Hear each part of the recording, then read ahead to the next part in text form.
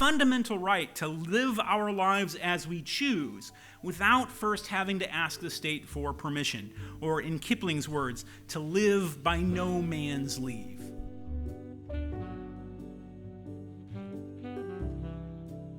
Good afternoon.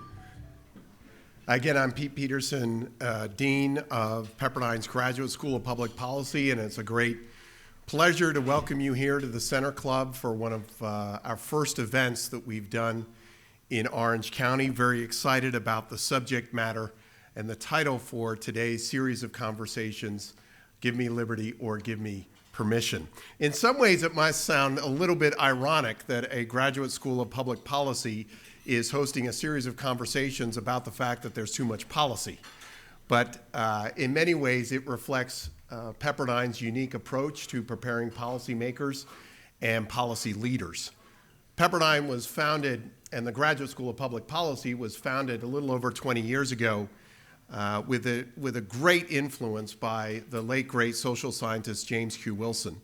And in many ways, today's conference and event very much reflects a lot of his work in studying bureaucracy and the administrative state. As I was looking back over Dr. Wilson's works, I stumbled on this one piece that I wanted to help frame some of the day's events and panels.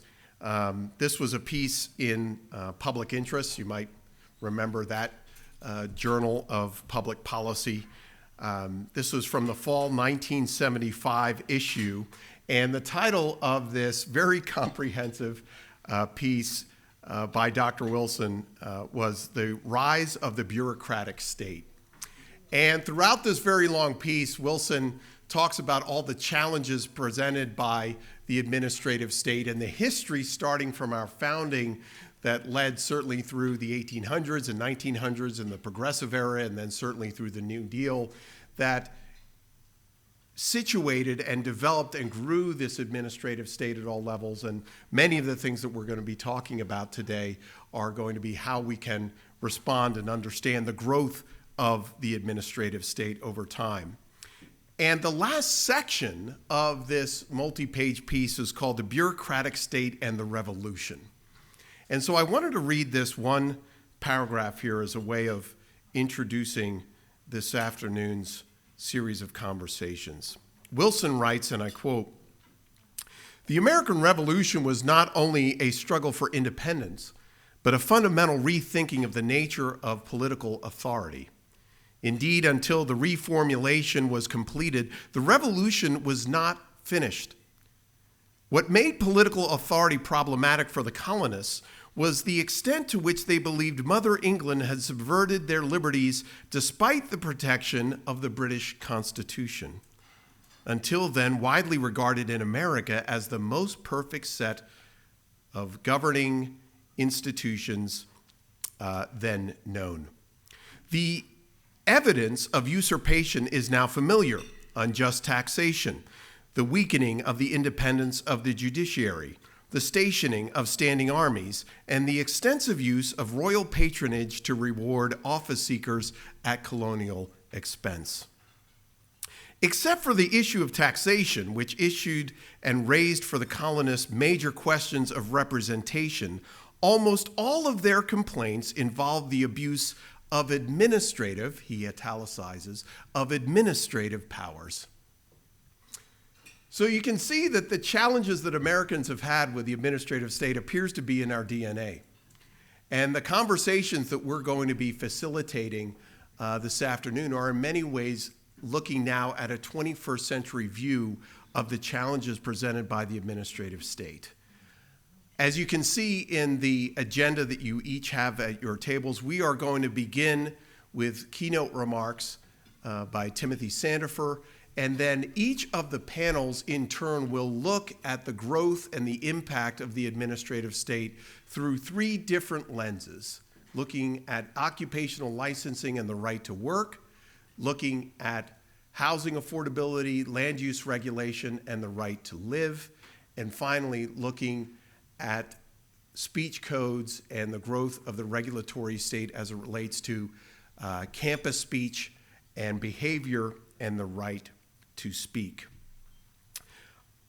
In many ways, this event was made possible in more than just the support, but also in the thinking behind the subject matter itself to Howard Amundsen and Fieldstead and Company. And before I go any further, I do want to thank Howard not only for the idea and conceiving of the idea behind this conference, but also to Fieldstead and Company for their support. So please join me in thanking them.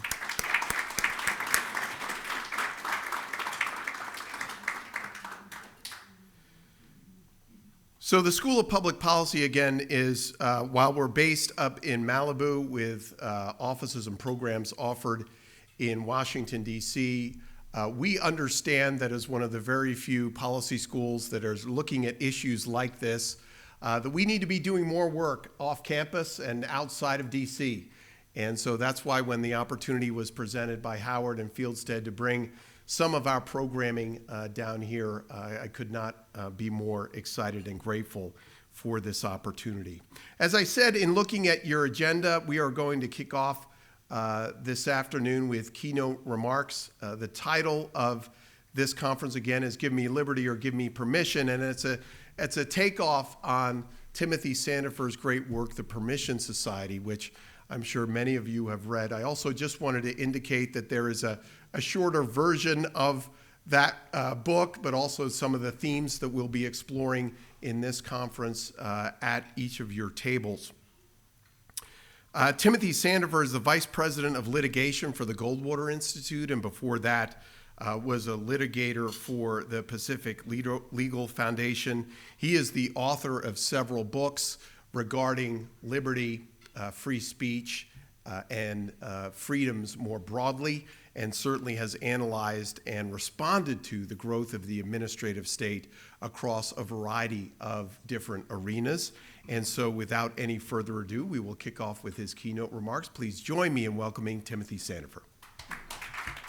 Well, thank you very much. I'm delighted to be here with a lot of new faces and a lot of old friends, and to have the opportunity to share with you today some thoughts on what I call the Permission Society, a term that I use for a society in which our rights are regarded as permissions that the government gives to us for the government's own reasons, rather than as actual rights that belong to us as free individuals.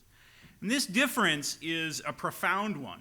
It's one that political philosophers have long debated. In all of their elaborate discussions over the meaning of freedom, they've focused on questions such as whether freedom means the right to vote, or whether it means individual autonomy, or whether the poor man is truly free, and all these sorts of things. All worthy questions, no doubt, but questions that often obscure one of the most important and fundamental parts of what it means to be free. I think the best expression of this principle is found in a poem by Rudyard Kipling, which was quoted by Justice Robert Jackson in his closing argument at the Nuremberg trials.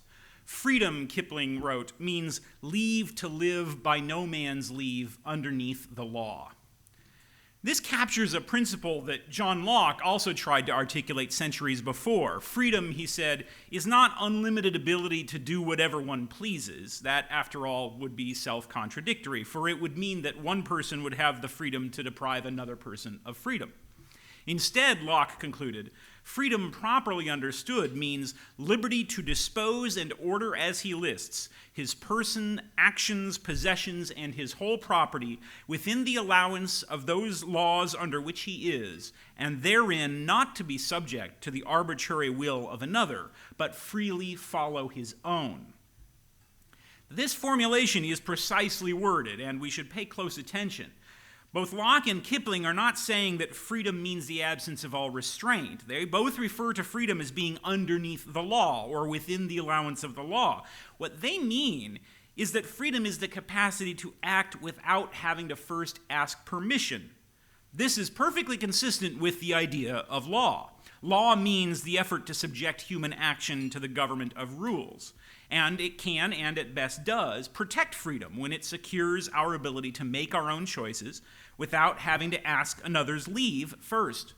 The law properly punishes people after they harm others, but does not force people to ask the state's permission before they act. Now, this conception of freedom contrasts with the argument that was advanced by defenders of absolute monarchy in Locke's day. In his 1680 book, Patriarcha, Robert Filmer argued that kings have absolute power because they're directly descended from Adam and therefore possess the same authority over the people that Adam had, or that fathers have, over their children. God gave Adam power over the beasts, fish, and fowl, Filmer argued, and therefore Adam's descendants, the kings, have the same right over all of us. Consequently, our freedoms are only permissions that are given to us by kings in the form of grants, such as the Magna Carta. Freedom doesn't belong to us, it belongs to the state, which lends it to us. Now, Locke thought this was insane. Filmer's theory lies in a little compass, he said, and it is this, that no man is born free. Locke devoted his first treatise, little read today, to refuting Filmer. He put the point succinctly in one of my favorite passages. God also gave Adam power not only to rule, he observed, but also the power to eat everything that moveth. Therefore, methinks Sir Robert should have carried his monarchical power one step higher and satisfied the world that princes might eat their subjects too. Now, that dispute seems old-fashioned today, but I assure you it is very much with us. For nearly a century now, political and legal thinking has been heavily influenced, if not dominated, by those who claim that what we call individual rights are not in fact rights at all, but are actually permissions granted to us by the state. Now a democratic state instead of a monarchy, but in any event by the state. The notion that rights have an objective basis in human nature is regarded as passé superstition. The realistic way of thinking, we're told, is that rights are created by the government and given to people as the result of the democratic process. As a consequence, today's political arguments are often framed as though they were policy debates over the best way to allocate freedoms, which the state might legitimately choose to withhold entirely if that were the result that satisfied some criterion or other. Prominent intellectuals, such as law professor Cass Sunstein or the late Judge Robert Bork, regard the idea of individual rights as nonsense, literally. To them, the only genuine political question is about how to distribute resources, and among those resources are individual rights. This explains a statement that I heard some years ago at an administrative hearing when a bureaucrat told me, well, the state could have chosen to create a free market system, but instead chose to create a monopoly. As if those two are morally equivalent alternatives. As if the choice between freedom and its opposite is of the same order as deciding whether to use a spoon or a fork, or deciding whether to install a stop sign at an intersection or a stoplight instead. Astonishingly, this is taken to be the intellectually sophisticated objective attitude today, and the idea that there are morally significant distinctions between freedom and unfreedom, or that individuals have a legitimate claim to be treated in certain ways by the state regardless of policy and circumstance, is viewed as an intellectually immature attachment to arbitrary personal preferences. This is because the social sciences and humanities today are so thoroughly indoctrinated with the falsehood that there is a rigid distinction between is and ought, and that moral propositions are subjective postulates of approval or disapproval, arbitrary assertions of personal emotions, or cultural traditions that cannot be analyzed for truth value. What I want to argue is that it is actually this modern view, which I call the permission society view, that is rooted in superstition and arbitrariness, while the classical liberal view that individuals are presumptively free with certain inherent rights is actually the objective, disinterested, and intellectually respectable position. In the process, I want to explore some of the problems caused by regarding individual rights not as rights, but as permissions instead. First, let me start with this claim. If there are such things as rights at all, then they must have the features that we ascribe to what are known as natural rights. There's a reason that we use different words for right and permission. The reason is that they are two different concepts, and in some ways, they're opposites. A right, properly understood, belongs to the rights holder. The rights holder holds his rights on his own terms, meaning I don't have to pay someone else to use my rights. Its use is my affair. And all rights holders hold their rights equally, by which I mean the fact that I have a right to X and you have a right to Y says nothing about our relative power relations, except that you and I must respect each other's rights.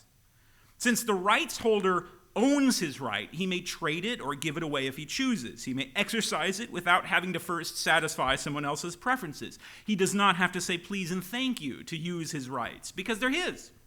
If he has the freedom of speech, he can give it up by signing, say, a non-disclosure agreement. He can even give it to someone else by promising not to speak and asking someone else to speak for him instead. He can also decline to do those things. A rights holder is, by definition, a holdout, because he can hold out against others' preferences. As the great political philosophers Credence Clearwater Revival once said, "If you can choose it, you can refuse it." Rights have that quality. Permissions or privileges, by contrast, do not belong to the holder. A permission belongs to the person who granted it, and on what terms he granted it. A permission holder cannot transfer a permission to another person, and the fact that the permission doesn't belong to the permission holder, but to the permission grantor, contains an inherent power dynamic. The permission grantor is inherently superior to me as the permission recipient. My use of my privilege is not my affair, it is the affair of the grantor. I must say please and thank you as a result. I cannot give up a permission, I cannot trade it without the approval of the permission grantor, and the permission holder cannot be a holdout. He must yield to the revocation of the privilege. A good example would be a soldier who receives a weekend pass from his commanding officer. That's not a right. He can't give it to another soldier, or sell it, or trade it, or use it in a way that's not approved of by the commanding officer. He has no standing to complain if it's revoked. It is therefore not his by right. Now, there's another important difference between rights correctly understood and permissions. Rights are principles, meaning that they are discovered, found, as we lawyers say, rather than invented, and that they are found after a process of investigation and analysis that inquires into objective facts about what happened when and why. Rights are understood to have existed in an immanent sense from the beginning, and they fit snugly into the logic of one's possession from the outset. They are therefore deserved. For example, if I drive negligently and I run into Bob's car, he can sue me for damages. The court seeks to determine who was at fault and imposes liability to make Bob whole. His entitlement to damages is not created by the court, it is found. And it is found in the logic of his possession, not in the state's policy preferences. Privileges are entirely different. They are distributed, not found. They do not exist in any sense from the outset. They are not distributed based on what happened when, but on what serves the state's objectives. Permissions or privileges are therefore not deserved. The state gives them out based on its own policies, and they cannot be said to be immanent in any sense. They don't fit snugly into the logic of pre-existing rights, but lie on top of them instead. They are therefore not a matter of adjudication at all. One seeking a permission or a privilege musters an entirely different quality of argument from the lawyer who is asking a court to adjudicate his client's rights. A petition for a pardon, for example, has a very different character than a brief submitted at trial. In today's political discourse, these two concepts, right and privilege, are often dangerously confused. Rights are spoken of as if they were privileges, or are described in the terms appropriate to permissions instead of rights. One common and very annoying example is the popular catchphrase, "Rights are not absolute." In fact, rights are absolute within their proper context. But this phrase is typically invoked by people who are preparing to argue that rights are subordinate to the demands of the state. A good example of this is a sentence from Justice Louis Brandeis. Rights of property and the liberty of the individual, he said, must be remolded from time to meet the changing needs of society. But if it can be remolded to meet society's needs, then it is not actually a right but a permission. The entire function of rights, after all, is to protect the individual against such remolding. And treating rights as permissions has dangerous consequences. It means we are no longer free individuals in possession of rights, but beneficiaries of the state's largesse, recipients of temporary fleeting gifts, which do not belong to us as actual gifts do, but can be revoked whenever the state decides to take that step and for whatever reasons it chooses. It puts us in a subordinate position vis-a-vis the government. We must say please and thank you and mother may I when we seek to use what we think of as our rights, but which it turns out are actually just benefits given to us by the government. A society that regards rights as permissions is a society of inequality. It's a society where the government is the star-bellied sneetches and we are the sneetches with no stars upon ours, in which the people regard themselves as subservient and focus their energies on appeasing and flattering the ruling class rather than pursuing innovation, discovery, and happiness. And this transforms public servants into public masters and transforms the state from one which responds to the people's needs, particularly by protecting their rights, into an institution which fundamentally shapes and alters the nation. And the social consequences are obvious. As Rod Serling said in an old Twilight Zone episode, fear is extremely relative. It depends on who can look down and who must look up. A permission society is inescapably one in which the people fear their government, in which they cannot deserve the things that matter most in their lives, in which they live not to pursue happiness, but to obtain the government's favor. Treating rights as permissions also generates some of the classic problems with redistribution that are no doubt familiar to this audience already. These include Hayek's knowledge problem and the public choice problems identified by James Buchanan and Gordon Tullock. The knowledge problem says that the state cannot possibly have the information necessary to allocate rights and resources in the most efficient manner simply because of the nature of that data. How many moving companies should there be in Kentucky? How many mental health clinics should there be in Iowa? How many MRI machines should be allocated to women's health clinics in Georgia? No person or group on the planet has or can have the answers to these questions, and even if we could, the answers would change tomorrow. The sheer complexity of these matters makes it impossible for a bureaucracy to determine the answers. And in trying to answer them, the public choice problem would occur. When government is in the business of allocating rights and resources, its power to do so becomes economically valuable. Those who stand to gain by favorable government action will devote resources to obtaining the government's favors, and repeat players who succeed will devote even more.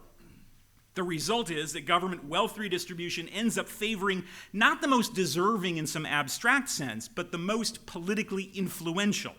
Entrenched, politically powerful groups capture the regulatory process and exploit it to enrich themselves and to bar their competitors. The Founding Fathers called that an artificial aristocracy. So we have two very different models of society. The first is the free society, where individuals have rights which they are free to decide how to use, and these rights are by definition limited by the rights of others, meaning that the people are fundamentally equal, and the consequence is that the government can only rule by their consent. The government is their servant, and its role is clearly delineated. It exists to facilitate their pursuit of happiness. The second picture is the permission society, in which individuals do not have rights, but privileges, which the rulers choose to give them. This logically means that the rulers stand in an inherently superior position to them, which devalues, if it does not entirely eliminate, the argument for government by consent. The government, after all, is the master, and its role is not clearly delineated. It may presumptively act how it chooses, and the people are the instruments the government uses to accomplish its ends. The free society operates on the principle of sic utere, do as you choose so long as you harm nobody else. The permission society operates on the principle that you are not free unless and until the government says you are. This last principle is the darkest feature of the permission society. At bottom, as John Locke said, it lies in a little compass, and that is that no man is born free. But the reality is that we are born free, and that it's not just a matter of political rhetoric. It's a descriptive statement about the fact that each of us is fundamentally an individual with an inherent claim to his or her own life that is presumptively superior to the claims any other person might make. Why? Because there's an inescapable asymmetry between my experience and authority over myself on one hand, and my alleged authority to control another person on the other. And that asymmetry is not a matter of preference, but is an inescapable feature of reality. If I'm robbed, beaten, censored, or imprisoned, I suffer in a distinct way. My pain, suffering, and humiliation cannot be transferred into the mind of another person. That experience is, in the parlance of the Declaration of Independence, inalienable. Pleasant experiences are also inalienable. My education, happiness, and good memories cannot be transferred to another. For the same reason, my responsibility is also inalienable. I am the one who will be punished if I commit a crime, or will suffer if I fail to obtain food, water, or sleep. But if my experiences, and therefore my responsibilities, are inalienable, then it follows that my rights are unalienable also, because I must, at a minimum, have the right to discharge my responsibilities. Simply put, the joys and miseries of my life are experienced uniquely by me, and it follows that my capacity to control my own life is uniquely my own concern. By contrast, if I seek to control another person's life, the joys and miseries are experienced not by me, but by that other person. And that means two things. First, I have less entitlement to control another person because I'm in a worse position to judge and experience his experiences of the consequences. And second, I have a greater obligation to see to it that I do a good job if I do try to control him. A much greater obligation even than I have when choosing about my own life. I'm not a fiduciary when controlling my own life, and I am when controlling another. Either way, the state of being free to make my own decisions and the state of being in a position to make decisions for another person are not, as they say, orthogonal.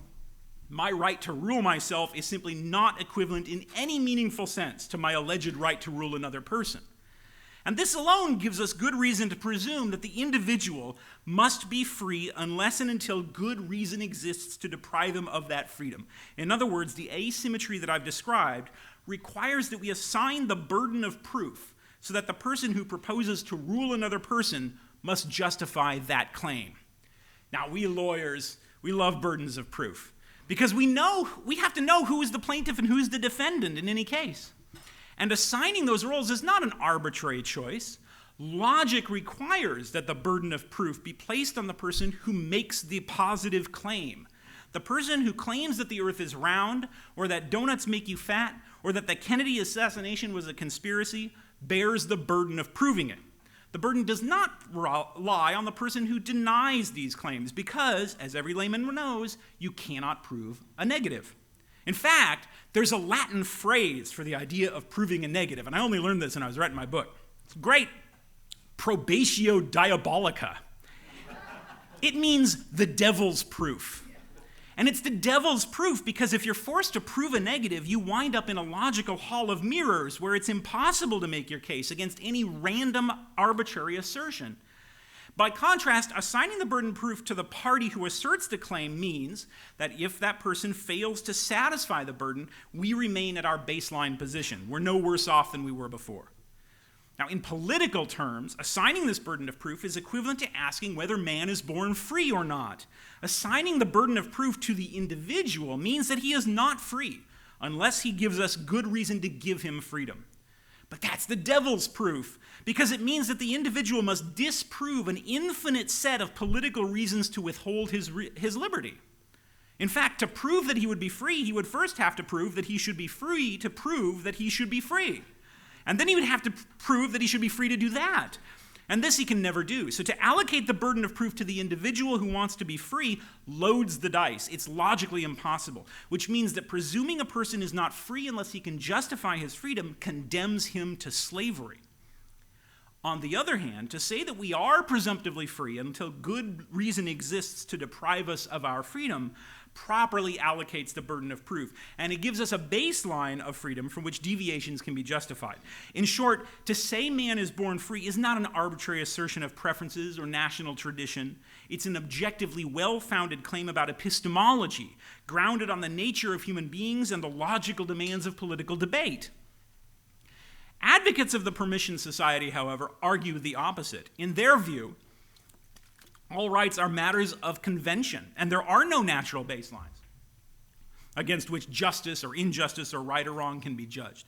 Consider Cass Sunstein, who argues, quote, "The private or voluntary sphere is actually a creation of law. When the law of trespass enabled an employer to exclude an employee from his, in his scare quotes, his property, unless the employee met certain conditions, the law was crucially involved. Without the law of trespass and accompanying legal rules of contract and tort, the relationship between employers and employees would not be what it now is, end quote. Sunstein is suggesting here that society can simply rearrange the private or voluntary sphere by altering the legal environment to change the relationships between people to suit the state's preferred objectives. In this perspective, individuals and their rights are objects to be moved or manipulated to suit the ruler's preferences without any moral implications. Sunstein wholly rejects the idea that people have rights the government may not legitimately rearrange in its efforts at social engineering. Respect for private rights, the private sphere, and limited government, he writes, should themselves be justified by publicly articulable reasons. Now that assertion is such a remarkable one, I want to repeat it. Quote, respect for private rights, the private sphere, and limited government should themselves be justified by publicly articulable reasons, end quote. This gets things completely backward. The critical quality about rights, what makes them rights rather than permissions, is precisely the fact that they do not have to be justified by publicly articulable reasons, but are presumptively ours, and that the burden of providing publicly articulable reasons falls on anyone who proposes to infringe or curtail our rights. Sunstein is here embracing the devil's proof, the proposition that the individual is presumptively unfree and that to obtain his freedom he must first prove a negative, prove that he should not be controlled by others. Now, these considerations don't mean, of course, that it is never possible to justify restricting someone's freedom, but they do counsel that such justifications are complicated, and they show the fatal flaws in the reverse presumption. If we begin by presuming that no individual is free unless the government says he is, as Sunstein does, then we subject him to a decision-making process in which the state claims to have knowledge it cannot possibly have about who should have freedoms and why, and in which even honest attempts by the state to make rational choices are beset by intense pressure from lobbyists, each hoping to enrich themselves instead of benefiting the public. Now, I began by saying that advocates of the permission society consider it superstitious and silly to speak of individuals actually having rights. They think that it's more realistic, more empirical, and rational to speak of individuals as only having permissions given to them by the state, which they might call by the name rights, but which differ fundamentally from the natural rights of the classical liberal tradition. One law professor put it starkly, quote, invoking natural rights in a modern law school, he says, is about as persuasive as citing Cotton Mather's treatise on witchcraft, end quote. But the reality is actually the opposite. It's the permission society that is fundamentally premised on magical thinking. The Encyclopedia Britannica defines magical thinking as the belief that one's ideas, thoughts, actions, words, or the use of symbols can influence the course of events in the material world. Examples include beliefs that the movement of the sun, moon, and wind, or the occurrence of rain can be influenced by one's thoughts or by the manipulation of some type of symbolic representation.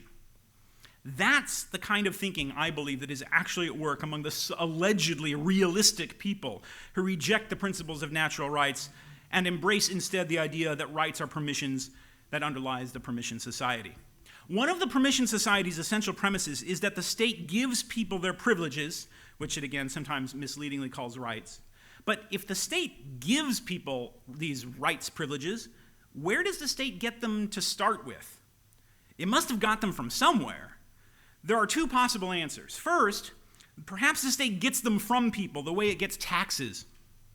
But the permission society people can't make that argument because they've already begun by denying that people have inherent rights. So they're left with the second option, that there is no legitimacy at all to the privileges that the state hands out. They consist simply of the state's amoral, calculated decision to manufacture these privileges by using physical force or refraining from using it under certain circumstances. Consequently, the state's decision to distribute privileges this way cannot be more legitimate than if it had distributed them that way, as we've seen in the quotation from Sunstein earlier, except to the extent that the state is somehow just assumed to have some amorphous, ill-defined legitimacy about it, often expressed in romantic terms, that lets it cast some pallor of justice upon its actions. Sunstein himself often treats democracy, a term he never defines, by the way, but which apparently means whatever the legislative power says it means, as a good in itself, without ever asking why democracy is good or for whom. The outcome of the democratic process he regards as qualitatively stamped with some seal of approval that just marks it as good in some vague sense. The privileges that it manufactures out of thin air and gives to people have whatever legitimacy the state chooses to stamp upon them, nothing more. But this is magical thinking. It regards all politics as a matter of arbitrary power rather than rational principle, power that is invoked by the mere recitation of words or the manipulation of symbols. It regards justice not as a real objective property, but as a mere formula of language that can be changed, not a function of reason, but of sheer will. Now, the individual rights of the classical liberal natural rights tradition are not supernatural. They're principles of flourishing, as natural as the principles of medicine or of health. You know, it's no accident that Aristotle and John Locke both, the creators of that tradition, were both physicians. The idea of natural rights theory, these are natural principles at once descriptive and prescriptive. Exactly like what makes for a just and healthy person, they speak of what makes for a just and healthy society. Consider the other ways also that the permission society is based on magical thinking. It has no answer for the knowledge problems or the public choice problems I've mentioned. Permission society imagines that regulators are free of personal motives or biases and can choose the right way to distribute rights and resources. What is the right way? Since there are no pre-political principles of justice, it has to be whatever the voice of the people says it is. The voice of the people being articulated by bureaucratic regulators who are, of course, not elected by the people. In its elevation of will over reason, force over principle, and government over individuals, the permission society is inherently magical. Philip Hamburger has recently explained that the modern administrative state is not actually modern, but a return to the medieval monarchical system where legislation was done by proclamation and adjudication handled by executive bureaucrats instead of independent judges. But I would go further. In its most extreme form, the permission society treats the state as a divine monarch, which stands above any considerations of legitimacy and apportions rights to the people however it sees fit. It's bizarre that advocates of the permission society criticize classical liberals on the ground that natural rights are fictions. Their theory literally does regard rights as fictions, as entities the state arbitrarily creates by articulating magic words. Classical liberalism grounds rights rationally on observable facts of real life, on the inescapable, inalienable condition of human individuality. That's why it's called natural. It's rooted in principles drawn from real experience of the actual world, as opposed to what Alexander Hamilton called accident and force. But the permission society transforms these into privileges that are the moral equivalent of paper money, with no moral value or logical valence. The notion that this idea is more realistic is perverse. It resembles the no-nonsense man who decides that because he cannot see the wind, meteorology must be bunk, and proceeds to command the weatherman to stop the rain from falling. Or the Persian tyrant Xerxes, who, according to Herodotus, became so enraged that a storm had destroyed his army during an invasion that he ordered his men to beat the ocean with whips and chains to punish it for disregarding his will. That really did happen. Yes. So that's a tyrant. That's right. One thinks also of the socialist planners who, disregarding the economic principles that determine how prices are set and how productivity occurs, conclude that the government can just order storekeepers to reduce prices and supply goods. The effort to command nature rather than understand her is the core fallacy of the permission society. And it's little wonder that its advocates regard citizens as subjects who obey rather than equals entitled to freedom. That fallacy is hinted at in Jeremy Bentham's famous reference to natural rights as, quote, nonsense on stilts, right? You've probably all heard that before. You notice, though, that Bentham did not dispense with the rights. He dispensed with the stilts. But stilts are devices that people use to walk on a higher plane in a world where gravity would otherwise keep them down. Stilts work because they respect the laws of physics and are sturdy enough to hold human beings up. Bentham sought to replace these, by analogy, with what Daniel Dennett calls skyhooks, miraculous lifters, unsupported and insupportable, that just hang in the intellectual sky by ipse dixit. Like stilts, natural rights theory builds from the ground up, each step a rational argument ultimately grounded in the nature of human beings and enabling people to rise in the world. But Bentham's vision of rights substitutes something that actually is a fairy tale, mythological rights privileges that the ruler pronounces whenever he sees fit, which are not grounded on the principles of justice, which people are compelled to accept on pain of punishment. The only reason Bentham's versions of rights do not stand on stilts is because they hang in the sky by magic words. Like the magician's abracadabra, the rights privileges of the Permission Society are mere pronouncements of verbal formulae that are supposed to command an effect in the world instead of understanding the cause. And like all magic, they are only illusions, and they will come crashing down when stress is applied to them. In fact, Bentham admitted this. Quote, "Reason and plain sense," he wrote, "could only conclude that there is no right, quote, which, when the abolition of it is advantageous to society, should not be abolished," end quote. Presumably that includes our rights to our own lives. But if society can abolish that right whenever doing so is advantageous to society, then can the rulers not eat their subjects too? Fortunately, things have not yet reached quite that point in today's America. But today's conference will discuss how rights are being increasingly treated as permissions and some of the dangerous consequences of this trend, as well as some of the ways that we can push back. We will hear about how government forces us to get permission to work at our jobs, or to use property that's supposed to be ours, or even to express our own opinions. As to how to fix that problem, I have a modest first step to propose before I finish, and that's sitting at all of your places in this little report here. There's one legitimate concern that has motivated some of our unfortunate movement toward the Permission Society, and that is this. It is sometimes proper for the government to prohibit an activity entirely unless and until a person first proves that he can be trusted to engage in it. Opening a nuclear reactor requires a permit because it's so dangerous that the state may legitimately require people to prove that they're competent before they can proceed.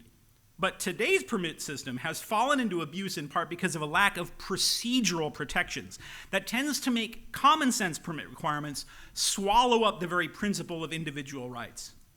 In the 1950s and 60s, the United States Supreme Court issued a series of decisions involving permit requirements that set forth 3 procedural protections that the court said must apply, not just to restrictions on free speech, but whenever the government requires a permit or a license before a person may engage in, quote, the peaceful enjoyment of freedoms which the Constitution guarantees.